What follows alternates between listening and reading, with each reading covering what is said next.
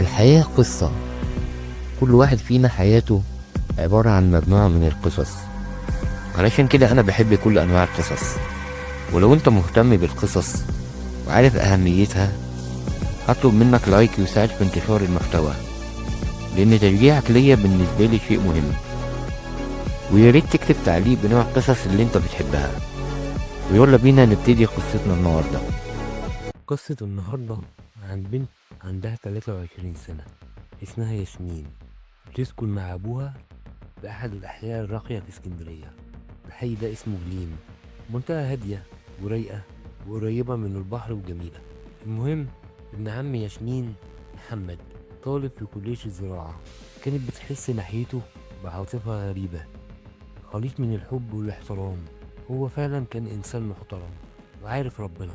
لما كانت بتزور عمها مع أبوها كان بيخرج من الأوضة ويقعد في أوضة لوحده.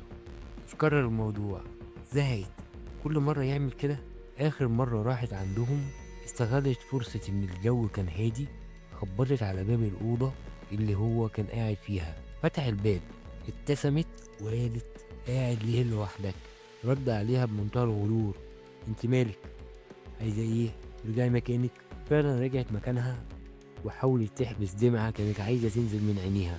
رجعت لمكانها وحاولت تتغلب على مشاعرها، بس للأسف فضلت قاعدة ساكتة لغاية ما روحت. كانت مستنية يجي يصالحها، بس ده ما حصلش. في الليلة دي قعدت تفكر هو عمل كده ليه.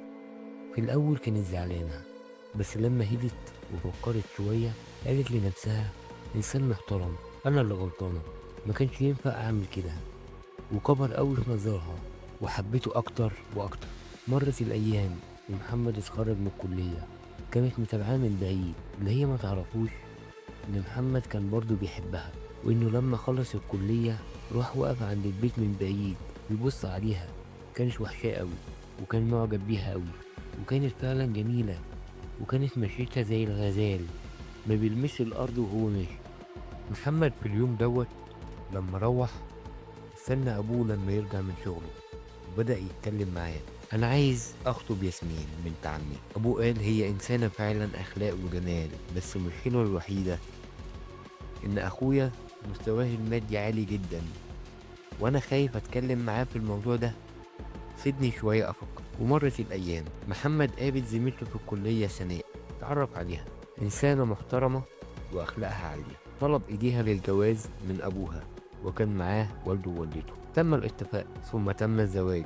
المشكلة اللي قابلت محمد إن بعد شهرين سناء بقت حامل. كان فرحان قوي في فترة الحمل، كان مدلعها أحلى دلع، وكان بيجيب كل اللي نفسها فيه. نفسها في مانجا، بس احنا مش في موسم المانجا. دور في السوق كله لغاية لما جاب المانجا. مرت الأيام والشهور وجه ميعاد الولادة. في المستشفى كان قلقان قوي، قاعد مستني. أخيرا مبروك جالك ولد بعد 5 دقايق، البقية في حياتك. إيه؟ أيوة زي ما سمعت، سناء ماتت بعد الولادة على طول.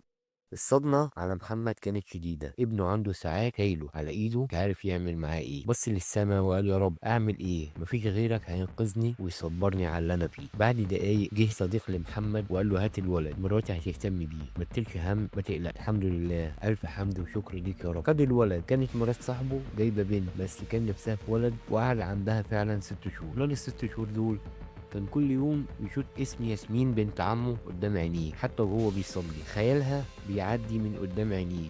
يعمل ايه؟ افكار غريبة بدأت تحصره. راح لشيخ كان بيثق فيه: انا فعلا كنت بحب ياسمين زمان، وعمري ما هفكر اتجوز من بعد موت مراتي ابدا، بس مش عارف ايه اللي بيحصل. اسم بنت عمي على طول في بالي، تخطفها مش بيفارق خيالي. الشيخ قال له: يمكن ليك نصيب، بس انت بتحاول تهرب منه، عمرك ما هتهرب من نصيبك. محمد طلع عمره. اول حاجه عملها بعد العمره بتاعته ان عمل عمره لزوجته الطيبه سناء. لما رجع راح عند بيت ياسمين من بعيد، شافها في البلكونه، استنى شويه، نزلت من البيت رايحه الشغل في مكتب محامي. مشى وراها قال لها: انت مش فاكراني؟ لان فعلا كان بقاله سنين ما شافهاش. قلبها دق بسرعه: مش عارفاك، مش فاكراك، ده انا مش فاكره الا انت. محمد عامل ايه؟ البقاء لله. كنت عايز اتكلم معاكي، بس انا رايحه الشغل دلوقتي، طب ممكن اشوفك بعد الشغل؟ انت بتخلصي الساعه كام؟ الساعه 10. انتهى الحوار وانصرف بعد ان وصلها لمكتب المحامي.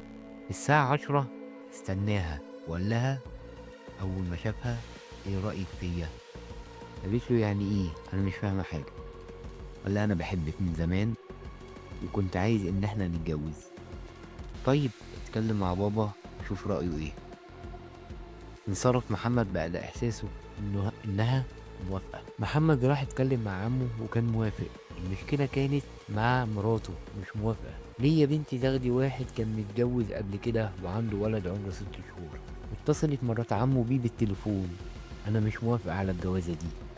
رد بكل ادب واحترام، حضرتك انا طلبت ايديها من ابوها مش من حضرتك. وانتهت المكالمة بدون فايدة. مرت الايام، كان مشتاق اوي يشوفها. استناها عند مكتب المحامي بعد الشغل.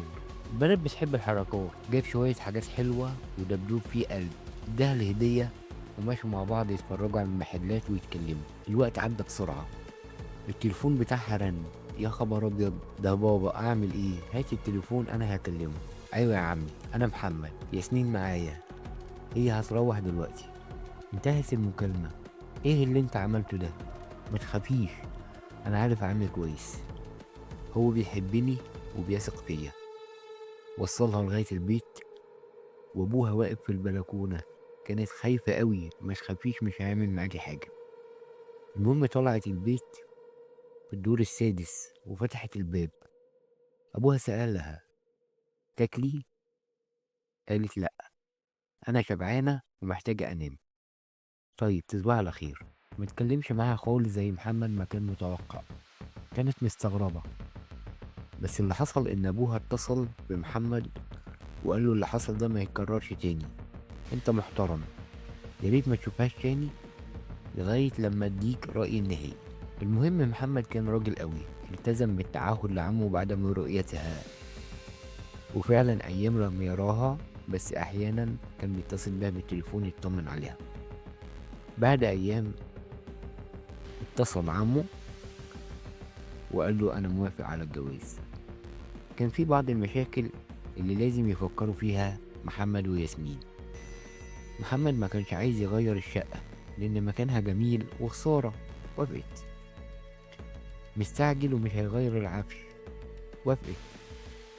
الفرع على الضيق مش في قاعة لأن حالة الوفاة من 6 شهور بس. طب نستنى شوية. لأ. وافقت. المهم الجوازة تمت. أسبوع كامل جميل بدون أي مشاكل. بعد أسبوع ياسمين طلبت الابن اليتيم وقامت بتربيته. بس معاملة محمد ليها اتغيرت. بتحاول تساعده، مفيش فايدة. ضرب وإهانة. تغيير كبير في المعاملة. عمه يجي، يا ابني ليه بتعمل كده؟ يقول له أنا مش عارف. بعد 6 شهور حزن وعكننة اقترحت عليه ياسمين إنهم يغيروا الشقة. وفعلا باع الشقة، اشترى شقة تانية، وبباقي الفلوس اللي معاه اشترى عفش جديد. وباع القديم كله ما عدا تلاجة صغيرة اداها لأسرة مسكينة صدقة جارية لزوجته المتوفية سناء. الحياة ما بينهم اتغيرت تاني بس للأحسن. المعاملة بقت كويسة وأحلى دلع.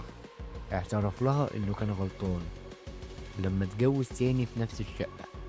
كان بيحس إن روح زوجته الأولى موجودة، كأنها بتراقبه، كأنها زعلانة.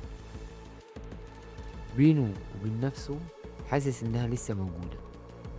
قال لها ما تزعليش، كفاية إن انتي بتربي ابني وبتحاولي تسعديني. ربنا يبارك لك، استحملتيني كتير. فعلا الحب شيء جميل، والست العاقلة فعلا كنز.